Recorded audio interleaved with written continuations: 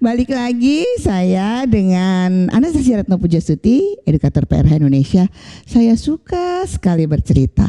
Dan kali ini saya bercerita yang menggetarkan hati saya juga. Ada apa ya? Ada apa di balik cerita tadi terhadap saya?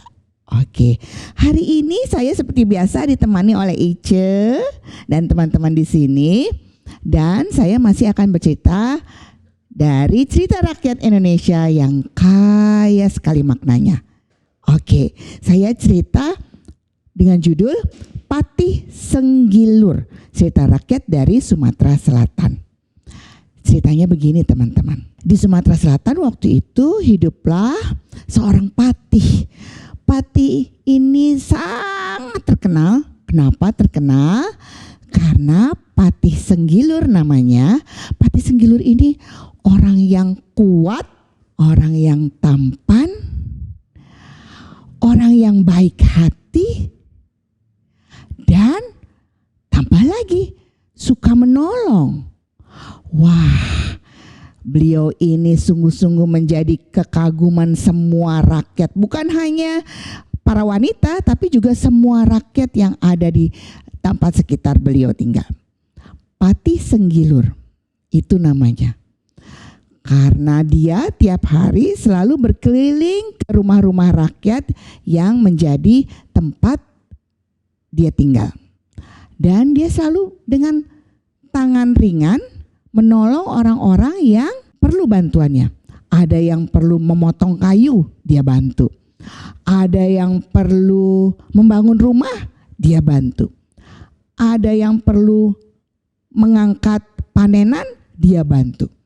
Jadi dia sangat ringan tangan, dalam arti dia suka membantu orang lain. Dan rakyat menjadi sangat gembira bila mana beliau datang di sekitar. Nah, satu hari ada saja ternyata ya orang-orang yang justru malah iri dengan kebaikan seseorang. Nah, waktu itu tinggal 3 pemuda di dekat tempat Patih Senggilur tinggal ya. Lalu mereka datang ke rumahnya Patih Senggilur. Hai Patih Senggilur, kami mau menantang kau. Patih Senggilur senyum. Bapak, maaf, ada apa ini? Kami mau menantang engkau. Kami yakin kami lebih kuat daripadamu. Lalu Patih Senggilur bilang, oh mohon maaf, saya tidak sedang bersaing. Saya hanya ingin membantu orang-orang di sekitar sini. Saya tidak mau beradu. Oh tidak bisa. Kami mau membuktikan bahwa kami lebih kuat daripada kamu. Ayo lawan kami, kata 3 orang itu. Wah lucu ya, masa dipaksa untuk memperlihatkan kekuatan dengan berlomba? Ada-ada saja memang ya manusia. Nah teman-teman, akhirnya 3 orang itu marah karena tidak diladeni oleh Patih Senggilur. Dia lempar semua yang ada di sekitarnya. Kayu dia tendang, pohon dia goncang-goncang, rumah dia lempari batu. Wah, 3 orang itu semuanya beraksi marah karena Patih Senggilur tidak mau meladeni tantangannya. Lalu orang-orang sudah mulai ketakutan ya. Waduh, rumah kami ditimpuk-timpuk, rumah kami dilempari batu. Hai, nama saya Anastasia Retno Pujastuti, biasa dipanggil Nana. Saya edukator PRH Indonesia.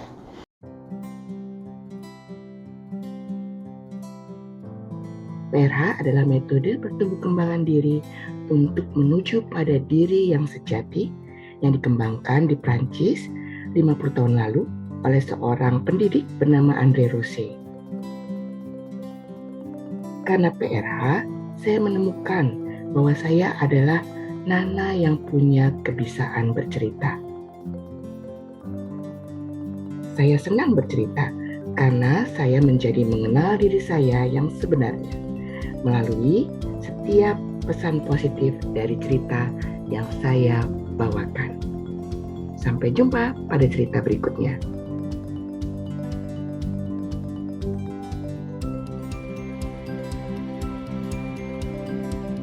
Lalu Patih Senggilir bilang, ya Pak, tenang Pak, tenang. Pasti Bapak lelah ya, pasti Bapak capek ya, Bapak coba istirahat dulu Bapak, istirahat dulu. Patih Senggilir, bayangkan teman-teman, Patih Senggilir sudah dipermalukan di depan umum, dia masih berbuat sangat baik hati. Dan dia bahkan membantu rakyat sekitar yang barang-barangnya terobrak-abrik oleh tingkah 3 orang yang ngamuk tadi. Bapak silakan istirahat dulu, saya akan membantu membereskan dulu. Lalu dia bereskan lagi. Rakyat yang di sekitar situ sangat terharu. Patih Senggilir ternyata benar-benar mencintai sesamanya tanpa pandang bulu. Lalu setelah mereka selesai berberes-beres, Patih Senggilir membantu para penduduk di situ. Patih Senggilir mendatangi 3 orang yang sedang beristirahat. Bapak, saya akan siapkan makanan untuk Bapak. Ini buah segar yang saya dapatkan dari tetangga saya. Ada semangka, ada timun, dan ada melon. Silakan dinikmati, kata Patih Senggilir. Wah, orang pertama ternyata sudah lapar ya. Lalu dia mencoba membuka semangka. Ya, ajaib, semangkanya tidak terbelah sama sekali. Padahal dia sudah menggunakan kekuatannya. Ciat, tidak juga terbelah. Lalu orang kedua, coba aku. Orang yang kedua mulai menendangkan kakinya ke semangka itu. Bruk, semangkanya juga tidak terbelah. Kalau gitu orang ketiga pakai pisau ya. Pakai pisau. Set.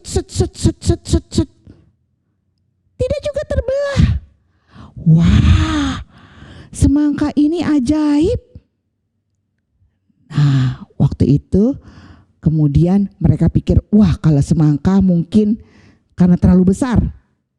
Kalau gitu kita coba timun ini. Nah, lalu mereka udah mulai lapar ya, jadi semakin bernafsu nih untuk mendapatkan potongan timun yang segar.